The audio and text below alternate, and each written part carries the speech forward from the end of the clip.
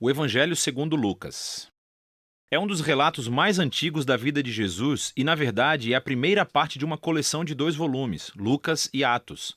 Se você comparar as linhas de abertura de ambos os livros, fica claro que eles provêm do mesmo autor. E há indícios internos no livro de Atos, assim como uma tradição antiga que identificam o autor como sendo Lucas, o companheiro de viagem e colaborador do apóstolo Paulo, que também sabemos que era médico. Lucas começa o seu trabalho com um prefácio explicando como e por que ele escreveu esse livro. Ele reconhece que há outros relatos muito bons da vida de Jesus.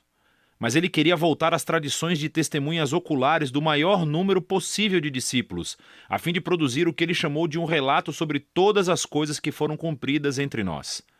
Essa palavra, cumpridas, nos mostra por que Lucas escreveu esse relato. Para ele, a história de Jesus não é apenas uma história antiga. Ele quer mostrar como essa história é o cumprimento da longa história de aliança entre Deus e Israel. E, além disso, a história de aliança entre Deus e o mundo inteiro.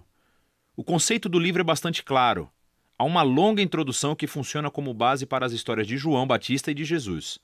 E nos capítulos 3 a 9, Lucas pinta um retrato robusto de Jesus e a sua missão na região natal da Galileia. Depois disso, uma grande parte do livro descreve a longa jornada de Jesus até Jerusalém.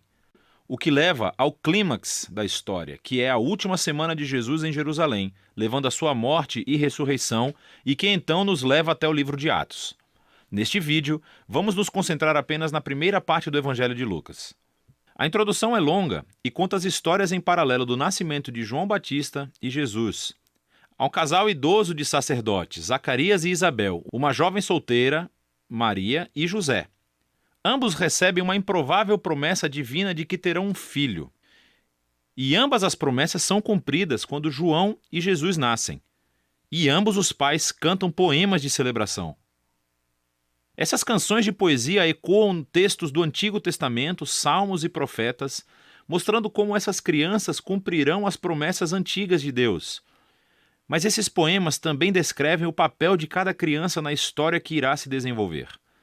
João é o mensageiro profético que foi prometido na Torá e nos profetas, aquele que irá preparar Israel para se encontrar com o seu Deus.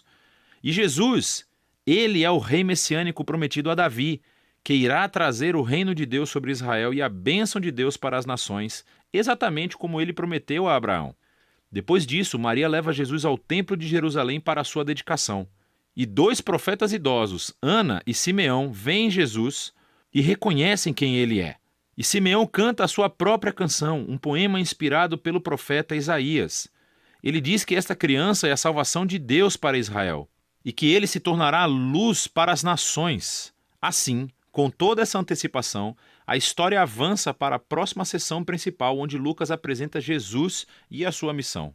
Ele prepara a história com o movimento de renovação de João no Rio Jordão, onde ele clama por um novo reino de Israel, arrependido e comprometido com uma nova vida através do batismo. Ele está se preparando para a chegada do reino de Deus. E então Jesus aparece como o líder desse novo Israel, e ele é marcado pelo Espírito e pela voz de Deus que vem do céu. Ele é o Filho amado de Deus. Depois disso, Lucas segue com a genealogia e traça as origens de Jesus, primeiro até Davi, depois até Abraão e, por fim, até o início da história de Adão, no livro de Gênesis. Lucas afirma aqui que Jesus é o rei messiânico de Israel que trará a bênção de Deus não apenas a Israel, a família de Abraão. Ele veio para todos os filhos de Adão, para toda a humanidade. Depois disso, Lucas estrategicamente relata a história de Jesus seguindo rumo à sua cidade natal, Nazaré, onde ele inicia a sua missão pública. Em uma reunião na sinagoga, Jesus se levanta e lê do livro de Isaías dizendo: "O Espírito do Senhor está sobre mim, para pregar boas novas aos pobres e liberdade para os prisioneiros, nova visão para os cegos e libertação aos oprimidos." Agora, assim como os outros evangelhos afirmam, esse Jesus apresentado é o rei messiânico que traz as boas novas do reino de Deus. Mas o que Lucas destaca de uma maneira única são as implicações sociais da missão de Jesus. Então ele traz liberdade, cuja palavra grega é aphesis. Literalmente significa libertação e se refere à antiga prática judaica do ano do jubileu, descrita em Levítico 25. É quando todos os escravos israelitas foram libertados, quando as dívidas das pessoas foram canceladas, quando a terra vendida foi devolvida às famílias. É tudo uma reencenação simbólica da justiça e da misericórdia libertadora de Deus. E então Jesus diz que esta boa nova de libertação é especificamente para os pobres. Agora, no Antigo Testamento, os pobres, ou em hebraico, ani, fazem parte de uma categoria muito mais ampla do que apenas as pessoas com pouco dinheiro. Refere-se também às pessoas de classe social baixa na sua própria cultura, como pessoas com deficiência, assim como mulheres, crianças e idosos. Também pode incluir pessoas forasteiras, como pessoas de outros grupos étnicos ou pessoas cujas más decisões de vida colocaram-nas fora de círculos religiosos aceitáveis. E Jesus diz que o reino de Deus é especialmente uma boa nova para essas pessoas. Então, depois disso, Lucas imediatamente coloca diante de nós um bloco grande de histórias, mostrando-nos como é a boa nova de Jesus para os pobres. Ela envolve a cura de uma mulher doente acamada, ou de um homem que tem uma doença de pele, ou alguém que esteja paralisado. Há histórias aqui também sobre Jesus acolhendo na sua comunidade um cobrador de impostos, Levi, que não é financeiramente pobre, mas um forasteiro social. Há uma história sobre Jesus perdoando uma prostituta. Lucas nos mostra como o reino de Jesus trouxe restauração e inversão das circunstâncias de uma vida inteira. Ele aumenta o círculo de pessoas que são convidadas a descobrir o poder de cura do reino de Deus. E como a missão de Jesus atrai muitos seguidores, ele faz algo ainda mais provocativo. Ele forma essas pessoas em um novo Israel, nomeando sobre eles os 12 discípulos como líderes correspondentes às 12 tribos de Israel. E então Jesus ensina seu manifesto de um reino invertido, ou como Lucas o chama, o sermão dado na planície. Ele diz que o amor de Deus pelo forasteiro e pelo pobre significa que o seu reino traz uma inversão em todos os nossos sistemas de valores. Ele está aqui para formar um novo povo alternativo de Deus que responderá ao convite de Jesus praticando uma generosidade radical de serviço aos pobres. Pessoas que vão liderar através do serviço de uma vida de paz e perdão. Pessoas que têm uma devoção sincera, profunda, mas que rejeitam a hipocrisia religiosa. A visão radical de Jesus reivindica a autoridade divina. Ela começa a gerar resistência e controvérsia, especialmente entre os líderes religiosos de Israel.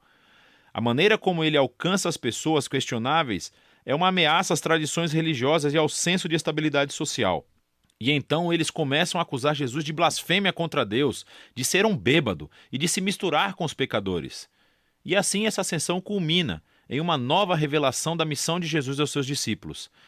Ele diz que sim, ele é o rei messiânico e que ele afirmará seu reinado sobre Israel, morrendo em Jerusalém, tornando-se o rei servo sofredor de Isaías 53, que morre pelos pecados de Israel. E então essa ideia chocante é explorada na próxima história, quando Jesus sobe a uma montanha com 3 de seus discípulos e de repente é transformado diante deles. Eles estão envolvidos nesta nuvem da presença de Deus que anuncia: este é o meu filho escolhido. E Moisés e Elias também estão lá, os outros 2 profetas que encontraram a presença e a voz de Deus em uma montanha. E Lucas nos diz que eles estão conversando sobre o êxodo de Jesus, que ele estava prestes a cumprir em Jerusalém.